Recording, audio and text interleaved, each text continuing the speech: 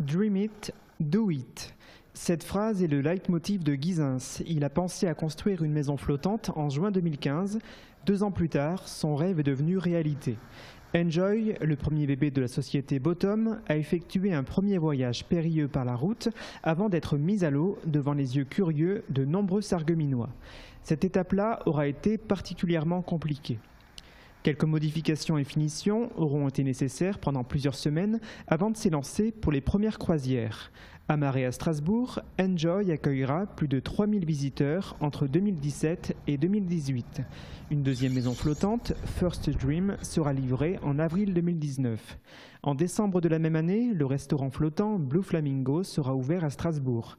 Dans son sillage, Evolution sera mis à l'eau en mai 2020, puis Courage en septembre.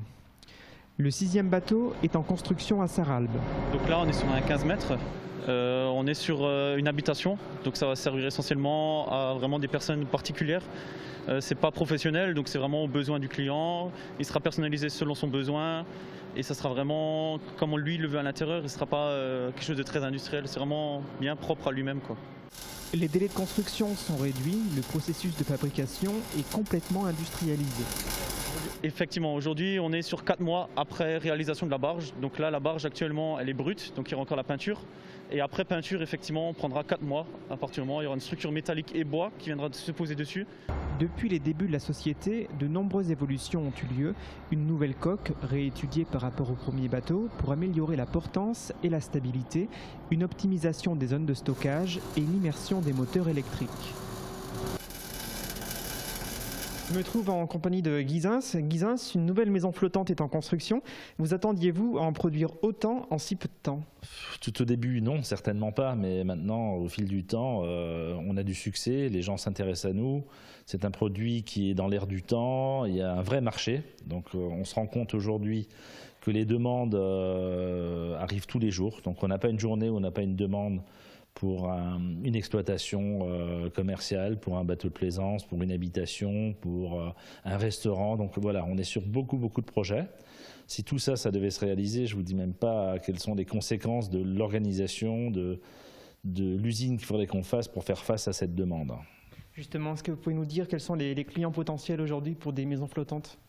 Alors très clairement, aujourd'hui, on a une approche sur la Belgique, sur Liège, pour faire une galerie d'art. Donc ce projet-là est très avancé.